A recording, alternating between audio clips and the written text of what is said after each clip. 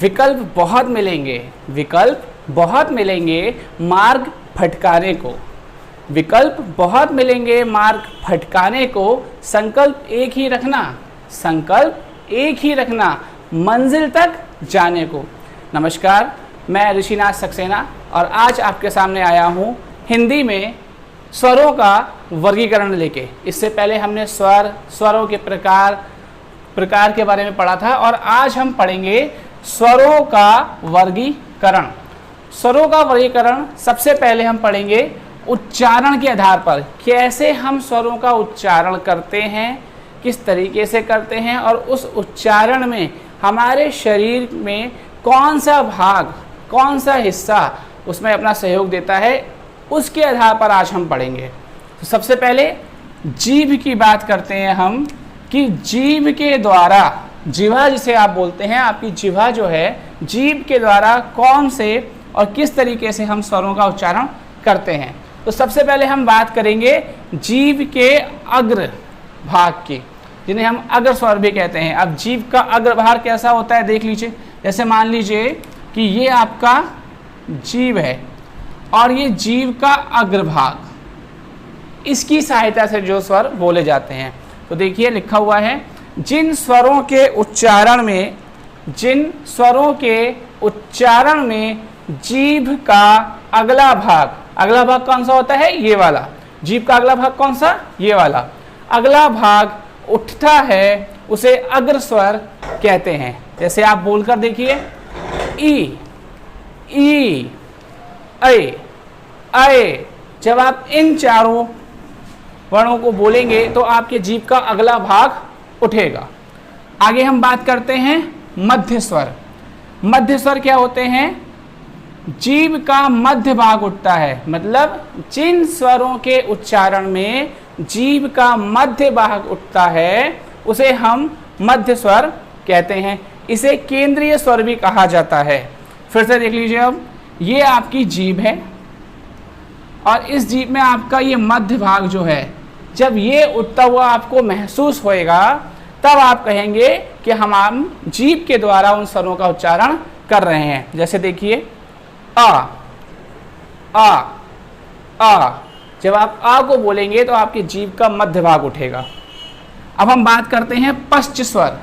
पश्च स्वर क्या होते हैं, जिन स्वरों के उच्चारण में, अपनी कॉपी में आप नोट कर लीजिएगा, जिन स्वरों के उच्चारण में जीभ का पिछला भाग उठता है, जीभ का पिछला भाग उठता है, उसे हम क्या कहते हैं, पश्च स्वर कहते हैं। ये आपकी जीभ है और इसमें आपका पिछला भाग जो है, पीछे का भाग जो है, वो आपको उठता हुआ महसूस होगा, तब आप कहेंगे कि पश्च स्वरों की हम बात कर रहे हैं या हम पश्च स्वरों को अपने मुख से बोल रहे हैं। जैसे आ, उ, ओ, औ। इन्हें बोलते टाइम आपको महसूस होगा कि आपके जिह्वा का पीछे का भाग उठ रहा है। आगे हम बात करेंगे मुंह के खुलने की अवस्था के आधार पर। अब हम बात करेंगे स्वरों का वर्गीकरण में मुंह के खुलने की अवस्था के आधार पर स्वरों का वर्गीकरण कैसे होता है। तो सबसे पहले आते हैं संवृत स्वर।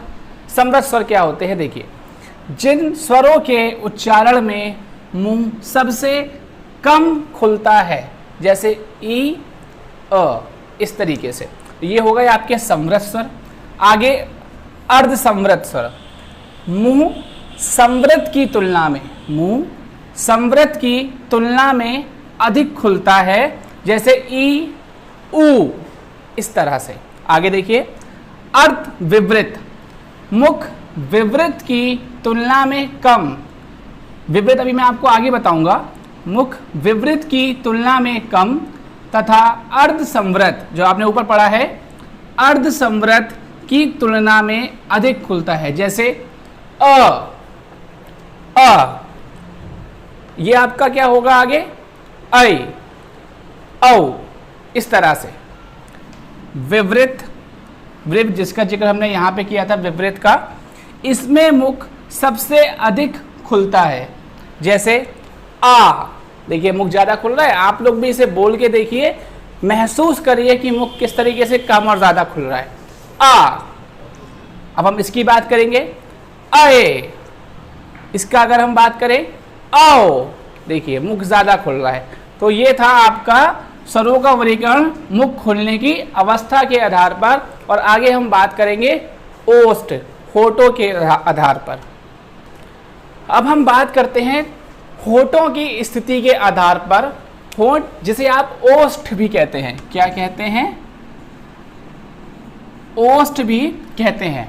तो इसमें सबसे पहले हम बात करेंगे वृत्ताकार स्वर, मतलब इन स्वरों के उच्चारण में आपके जो होठ हैं वो वृत्ताकार हो जाते हैं, गोल हो जाते हैं। आप बोल के देखिएगा ऐसे कौन से स्वर हैं जिनको बोलते टाइम आपके होठ जो हैं वो गोल या वृत्ताकार हो जाते हैं। जैसे देखिए ऊ ऊ ऊ बोला आपने और आपके होठ जो है वो वृत्ताकार हो गए।